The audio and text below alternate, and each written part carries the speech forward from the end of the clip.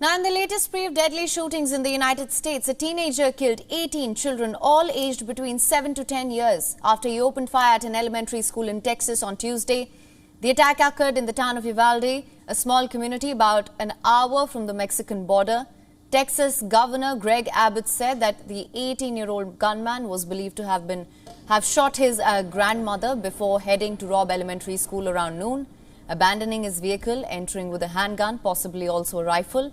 The shooter, whose name was revealed to be Salvador Ramos, was shot by law enforcement. 3 adults have also been killed, though if it is still unclear if the figure includes the shooter, whose motives for now are unknown.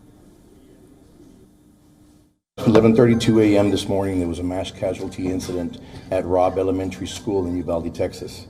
This school has children that are in 2nd, 3rd, and 4th grade. I can confirm right now that we have several injuries, adults and students, and we do have some deaths. The suspect is deceased at this point. DPS is assisting with the investigation. And at this point, the investigation is leading to tell us that the suspect did act alone during this heinous crime.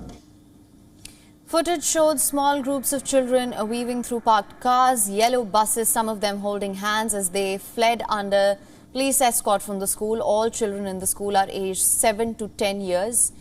Robb Elementary School teaches more than 500 students, mostly Hispanic and economically disadvantaged students from 2nd through 4th grade.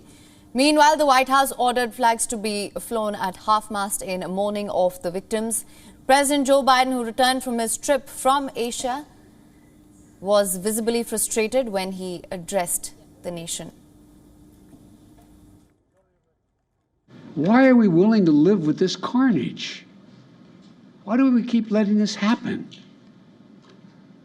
Where in God's name is our backbone to have the courage to deal with it and stand up to the lobbies? It's time to turn this pain into action for every parent, for every citizen in this country. We have to make it clear to every elected official in this country, it's time to act. Now, this was the deadliest school shooting incident since 2012 when 20 children, 6 staff were killed in Sandy Hook, Connecticut. In 2018, 17 people were killed in Joyce Douglas High School.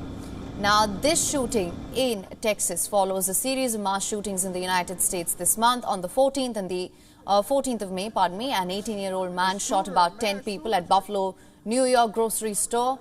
Despite recurring mass casualty shootings and any initiative to reform gun regulations have failed so far in the U.S. Congress, leaving states to strengthen or weaken their own gun laws.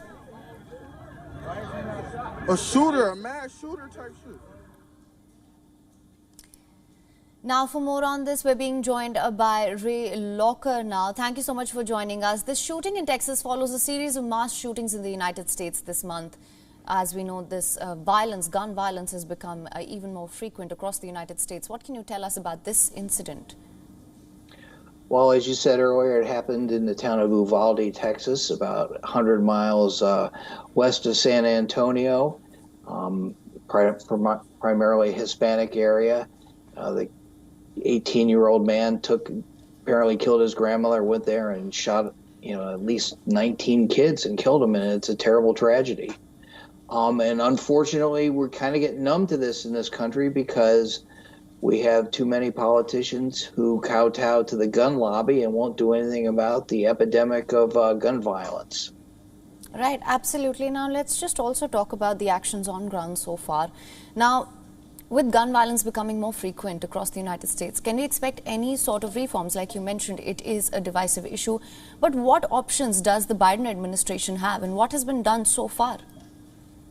Well, there are very few options for the Biden administration. I mean, every gun crime is different. So like you mentioned, the shooting in Buffalo, that involved a semi-automatic or automatic weapon, an AR-15. We had an assault weapon ban in this country in the 90s, and then it expired and Congress didn't pass it again.